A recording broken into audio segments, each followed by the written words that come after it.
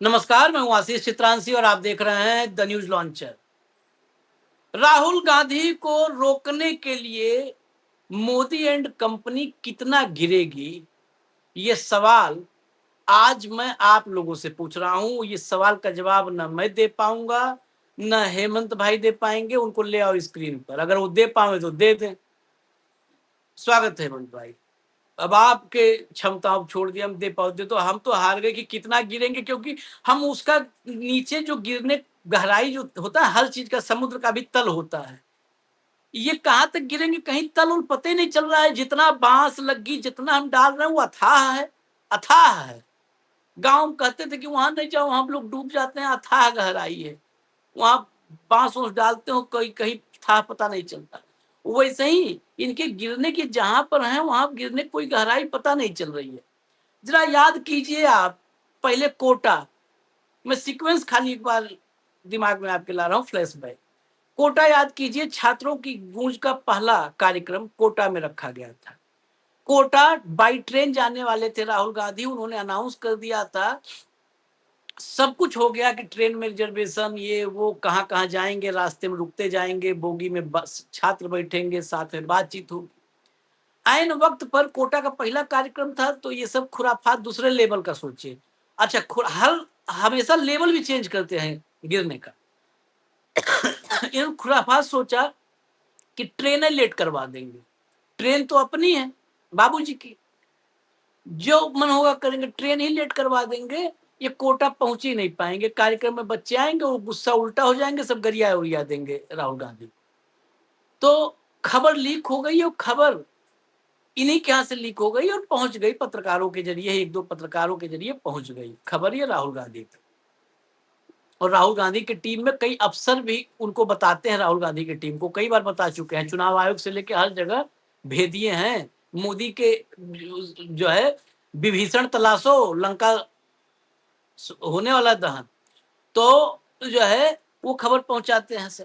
तो ये पता चल गया, तो राहुल ने का एक प्लान चेंज किया, कहा इनके ट्रेन के भरोसे नहीं, हम पहुंच जाते हैं प्लेन से, गए कार्यक्रम में। फिर अगला कार्यक्रम देहरादून का, तो देहरादून के कार्यक्रम में परेड ग्राउंड में कार्यक्रम होना था। एकाएक रात में जब परमिशन हो गई, पैसा जमा हो गया, पैसा वैसा सब जमा हो गया, रात में जब वहां बांस बल्ली सब उतरने लगी कार्यक्रम की तैयारी के लिए, पुलिस ने रोक दिया, कहा नहीं नहीं ये पहले से बुक है। और सरकार का जो नगर निगम वगैरह सबने मना कर दिया। वहां कार्यक्रम क्या हुआ आप सबने देखा था, एक मोहतरमा का वो संगीत का कार्यक्रम था, और गाने उन्हें कैसे कैसे बजे थे आप समझ लीजिए। वो छात्रों से ज्यादा महत्वपूर्ण है, यही सब तो इनका महत्व अंदर तो यही है ना, अंदर सब यही बसा हुआ है। फिर देहरादून के आगे बढ़िए आप, लखनऊ कार्यक्रम, प्रयागराज में कार्यक्रम हुआ। प्रयागराज में कार्यक्रम के लिए जो ग्राउंड बुक था, पैसा जमा हो चुका था, वहां से 2 दिन पहले आता है एक नई चिट्ठी आ जाती है, और चिट्ठी में लिखा होता है कि हम नहीं देंगे, इससे पढ़ाई बाधित होगी। इतवार, शनिवार इतवार, जिस देश में सोम से शुक्रवार तक पढ़ाई नहीं हो रही है, पढ़ाई सत्यानाश कर डाला है, अब उस देश में आप लोग नया टाइम टेबल जान जाइए। और यूपी में खासकर शनिचर इतवार बहुत पढ़ाई होती है, जोरदार पढ़ाई होती है। योगी आदित्यनाथ मुख्यमंत्री खुद ही चले जाते हैं गोरखपुर में पढ़ने के लिए या क्लास लेने के लिए, पता नहीं, खूब पढ़ाई होती है। तो कहा कि पढ़ाई होगी, बहुत डिस्टर्ब हो जाएगा पढ़ाई। खैर, वहां भी थू थू फजीहत हुई, और थूकना चाटना, इस मामले में तो विश्व रिकॉर्ड कुछ लोगों ने हमारे यहाँ बना ही दिया है। तो फिर से उस विश्व रिकॉर्ड में करेक्शन करते हुए, अपने ही विश्व रिकॉर्ड सुधारते हुए, फिर परमिशन वगैरह हुआ, कार्यक्रम हुआ। कार्यक्रम प्रयागराज वाला, इलाहाबाद वाला कार्यक्रम, ये अभूतपूर्व रूप से, मतलब कोटा और देहरादून दोनों पीछे छोड़ते हुए इसने सारे रिकॉर्ड तोड़ दिए, मतलब अद्भुत समा था। इसके बाद राहुल गांधी ने कार्यक्रम तय किया पुणे का, जो परसों हमने कार्यक्रम उस पर दिखाया था, पुणे का कार्यक्रम तय किया। और पुणे के कार्यक्रम में एक और नया आयाम, नया डायमेंशन कार्यक्रम। इस कार्यक्रम में सिर्फ और सिर्फ छात्राएं, मुझे ये उस टाइप के सरकारी कार्यक्रमों को छोड़ दिया जाए मोदी के, तो कोई मतलब ऐसा कार्यक्रम छात्रों का या कोई इस टाइप का, मुझे पहला ऐसा कार्यक्रम नजर आ रहा है जिसमें आधी आबादी को पूरा मौका दिया जा रहा है। आधी आबादी पूरा मौका। सिर्फ वो बात करेंगी, सिर्फ वो बोलेंगी। तो वो जो है पुणे का कार्यक्रम तय हो गया 22 तारीख। अब बचा भी कितना दिन है, 3 दिन छोड़ चौथे दिन कार्यक्रम। अभी जो खबर आ रही है बहुत बड़ी खबर, 3 जगहों पर 3 तरह की गंदगी फैलाने के बाद ये चौथी जगह चौथे तरह की गंदगी लेके तैयार है। पुणे से बड़ी खबर है कि 31 अगस्त तक पुणे पुलिस ने आदेश दिया है, पुणे प्रशासन ने आदेश दिया है कि 5 लोगों से ज्यादा इकट्ठा नहीं हो सकते। एकाएक पुणे में कौन खतरा आया है। पुणे में 15 अगस्त भी बीत चुका है। 15 अगस्त के पहले का कार्यक्रम होता, देखिए मैं बता दूं, शुरू क्लियर कर दे रहा हूँ, बाकी तभी बात है। 15 अगस्त के पहले पुलिस के पास एक बहाना होता कि स्वतंत्रता दिवस कार्यक्रम है, बड़े शहर टारगेट पर होते हैं, अलर्ट मिला है, आतंकी अलर्ट मिला है, इनपुट है, खुफिया इनपुट है। ये सब टर्म मैं बता रहा हूँ जिस टर्म के पीछे छिपते हैं, ये सब खुफिया इनपुट है। तो अब 5 लोग से ज्यादा नहीं, सुरक्षा दृष्टि से ये वो कर देते हैं। अब तो 15 अगस्त भी बीत गया है, अब किसका ब्याह है पुणे में है? अब कह रहे हो कि 5 से ज्यादा नहीं जुटेंगे। अरे भाई तुम लोग की थेथरई, ये देख लेना कितने दिन चलेगा, हम भी अब देखते हैं, दिन ही गिनेंगे कैलेंडर पे, कहो तो गोला बनाना शुरू कर तारीख का। कितने दिन चलता है तुम लोगों की थेथरई। मैं हेडलाइन दिखा के फिर सीधा हेमंत भाई के पास चल रहा हूँ, ले आओ headline. Pune police ban gatherings of 5 or more people till 31st अगस्त। आगे चलो। Pune police ban gathering of 5 or more without permission from August 18 to 31st। चला अब हटा दीजिए हेमंत भाई। पुणे में ऐसा क्या हो गया? आशीष ये भाई सब कब नमस्कार। मानेंगे बेशर्मी, कब बंद करेंगे? आशीष भाई नमस्कार, आपको सारे दर्शक साथियों को भी। देखिए, ये लोग बाज नहीं आ सकते। जितने भी कार्यक्रम हुए आप वहां से शुरू कर लीजिए, कोटा से लेके, जैसे आपने शुरू में कहा देहरादून में क्या हुआ, उसके बाद इलाहाबाद में क्या हुआ, और अब यहाँ क्या है। सब जगह सेम घटनाक्रम है। नहीं होने देंगे, होने देंगे, वहां पे गंद फैलाएंगे। यहाँ तो इलाहाबाद में तो आपने देखा होगा ना किस तरीके से सीवर का पानी छोड़ दिया गया था, अगर आपको याद हो तो। उसके बावजूद जिस तरीके से वो कार्यक्रम हुआ जो सुपरहिट हुआ, तो अब यहां पर नया कार्यक्रम शुरू कर दिया। इस समय जब मैं और आप बात कर रहे हैं, पुणे के अंदर ये निषेधाज्ञा लागू होगी। इसको वहां पर जमाबंदी बोलते हैं। पुणे पुलिस ने आगामी त्योहारों, शब्द सुनिएगा, आगामी त्योहारों और कानून व्यवस्था को बनाए रखने के लिए 18 अगस्त से 31 अगस्त 2026 तक शहर में धारा 37 के तहत प्रतिबंधात्मक आदेश लागू कर दिए हैं। इस दौरान बिना पूर्व अनुमति के 5 या अधिक लोगों के इकट्ठा होने, रैलियों, जुलूसों और सार्वजनिक सभाओं पर पूर्ण रोक रहेगी। बिना अनुमति के 5 या उससे आदमी विरोध प्रदर्शन, एकत्र होने, मोर्चे और जुलूस निकालने पर पाबंदी रहेगी। हथियार और वस्तुएं नहीं लेके जा सकते, भड़काऊ गतिविधियां नहीं कर सकते। ये सारी की सारी कार्यक्रम इन्होंने कर दिया है।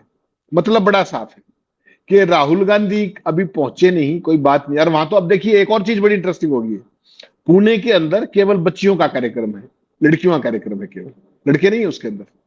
वो स्पेसिफिक जो है पुणे के अंदर बेटियों का कार्यक्रम है, जिनसे वो संवाद करेंगे, जो छात्रों के बीच वाले मामले। तो ये चीज आपको क्या दिखा रही है कि नीचता की कोई सीमा नहीं होती। और लोकतंत्र का असली चेहरा देखना हो तो इनका चेहरा देख लीजिए। कुछ करने की जरूरत नहीं आपको। कोटा से शुरू हो जाएगी। कोटा में क्या था कि जो पीजी वाले हैं उनको आदेश हो रहे हैं कि वहां बच्चे नहीं जाने चाहिए, रोक लिए क्या आपने।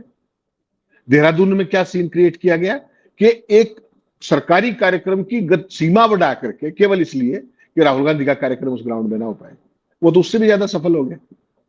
फिर आप उत्तर प्रदेश वाला देख लीजिए, अभी पिछले हफ्ते जो जिस तरह कार्यक्रम हुआ, और पुणे में देख लीजिए। क्या राहुल गांधी कोई इस तरह की गतिविधि करने जा रहे हैं क्या? सरकारों को खतरा क्यों, और बीजेपी की सरकारों को ही खतरा क्यों? सवाल तो ये भी है ना। आपने अभी अभी देखा, जिस तरीके से मैं और आप बात कर रहे हैं अभी, झारखंड में कल किस तरीके से राहुल गांधी ने चिट्ठी लिखी थी मुख्यमंत्री को, और वो सारा कार्यक्रम, बच्चों की सारी मांगे सरकार ने मान ली। सारे पिछली परीक्षाएं रद्द करने से लेकर जांच तक सारी बातें।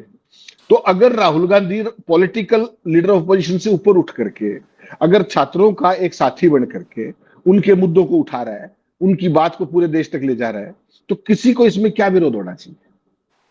ऐसा कौन सा त्योहार है, जरा मुझे बताएंगे कि पूना में जो है इस तरह का सरकार ने आदेश पारित किया, केवल और केवल विफुल करने के लिए, और कोई काम नहीं।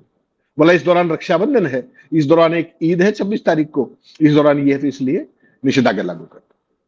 ये छोटी हरकतें हैं। और मोदी जी को जाना हो तो कर लोगे आप, ये सुरक्षा के पैमाने प्रबंध तो उस टाइम भी बहुत ज्यादा होते हैं। तो ये इनका आशीष भाई एक स्टैंडर्ड ऑपरेटिंग प्रोसीजर हो गया है। इसमें आपको कुछ भी चौंकने की जरूरत नहीं है, हम में से किसी को, सबको ना पता है। वो तो राहुल गांधी को टाइमली पता लग गया कि ये ट्रेन लेट करा सकते हैं कोटा वाली, नहीं तो वो काम पक्का होना था, वंदे भारत ट्रेन थी वो। तो राहुल गांधी चार्टर्ड से चले गए वहां जयपुर कोटा, वरना आप वहां देख लेते। तो इनके अंदर किसी भी लेवल का कोई ये हो कि भाई लोकतंत्र के प्रति प्रेम हो, अभिव्यक्ति की आजादी हो, संवाद का कोई वो, इनको किसी बात से मतलब नहीं है।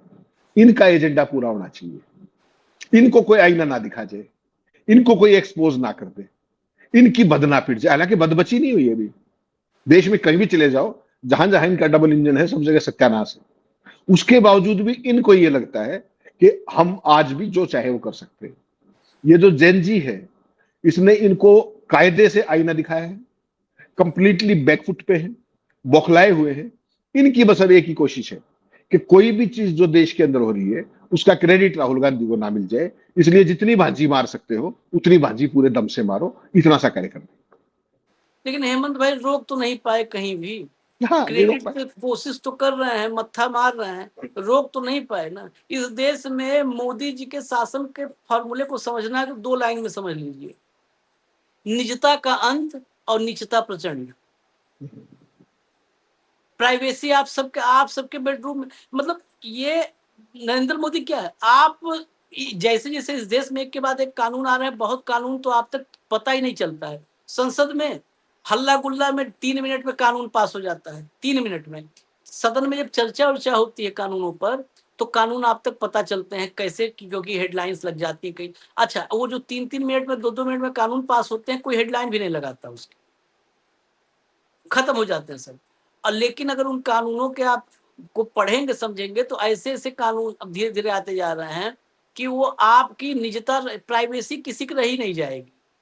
नरेंद्र मोदी सबके जीवन में झांक सकते हैं, लेकिन एक तरफ जब प्राइवेसी मतलब, और प्राइवेसी ये सबसे बड़ा निजता का अधिकार, ये व्यक्ति का मौलिक अधिकार है। निजता का अधिकार आप के मौलिक अधिकारों का हनन करके, और नीचता का अधिकार इनका सर्वाधिकार सुरक्षित है, ये इनके पास है।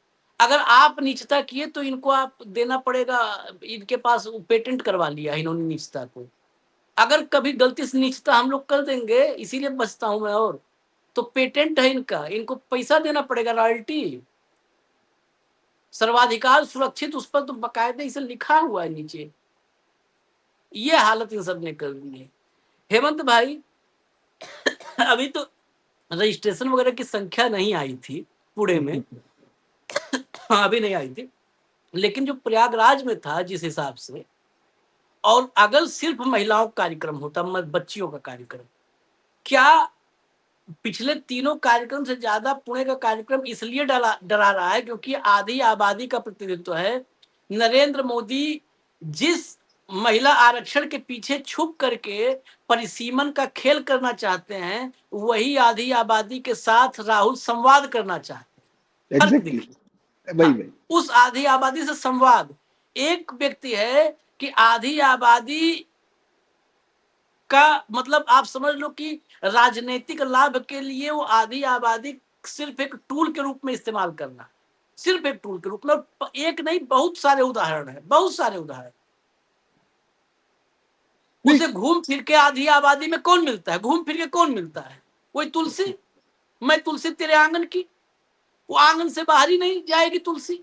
एक बार दरवाजे के बाहर रख दिया था, कहा कि चलो तुम अब दरवाजे के बाहर तुलसी। फिर क्राइसिस आ गई तो कहा नहीं, आंगन में तुलसी अशुभ हो गया, लाओ आंगन में तुलसी लाओ। जिसे आधी आबादी के नाम पर स्मृति ईरानी छोड़ करके कोई मिलता नहीं है, उसे कैसे बर्दाश्त होगा कि एलओपी इस देश की आम बच्चियों से बतियावे, स्कूल की छात्राओं से बतियावे, कॉलेज के स्टूडेंट से बतियावे। क्या पुणे नरेंद्र मोदी के महिला आरक्षण के पाखंड पर भी चोट करने वाला है? नहीं नहीं, देखिए दो पक्ष है। एक तो सरकार प्रोएक्टिव है या प्रो अपोजिट है, तो मान करके चलिएगा कि आउटराइटली प्रो अपोजिट है, इसमें तो कोई कंफ्यूजन मत रखिएगा। इसमें बहुत सारे सेक्शन से, एक नहीं है। अभिव्यक्ति की आजादी से लेकर के इसमें जितने संवैधानिक अधिकार है, शांतिपूर्ण प्रदर्शन, जो भी चीज, और यहाँ तो प्रदर्शन नहीं, यहाँ तो एक तरीके की इवेंट जो है 4 बार देख चुके हैं लोग। ये केवल और केवल विपक्ष को डराने की, हर जगह बाजी मारने की, हर तरीके से प्रतिरोध पैदा करने की अननेसेसरी सरकारी कोशिश है। और जितना ये करेंगे जैन जी उतना ही मजबूत होता जाएगा। जो भी कार्यक्रम जितने भी हुए हैं अब तक, क्या कोई गाड़ी लेने गई है क्या किसी बच्चे को अब तक? सारी स्वतः स्फूर्त सारे का सारा आयोजन है, सारी की सारी मोबिलाइजेशन है। उसके बावजूद भी इन कुपड़ों को अगर ये लगता है कि ये कार्यक्रम कर पाएंगे, ये उसको रोक पाएंगे राहुल गांधी को, ये नासमझ है, ये इमेच्योर है, और इनको इसकी कीमत चुकानी पड़ेगी, ये मान के चलिए। इतना लंबा बोलने के बजाय एक शब्द का नहीं बोल देते, वास्ते गुने भुइया। हाँ, वो भाषा नहीं आती मुझे। सीखना पड़ेगा, हम भूल जाते हैं कई बार। उसमें भुइया बोल दिया मैंने एक बार। वही बात है, भुइये वाली तरफ जा रहे हैं ये लोग। तो चलिए, हमको इस कार्यक्रम में, हम बहुत शॉर्ट में कार्यक्रम करने आए हैं, अभी डिटेल में करेंगे। अभी इजाजत दीजिए क्योंकि खबर आप तक पहुंचे जल्दी से। धन्यवाद हेमंत भाई, बहुत बहुत धन्यवाद, नमस्कार।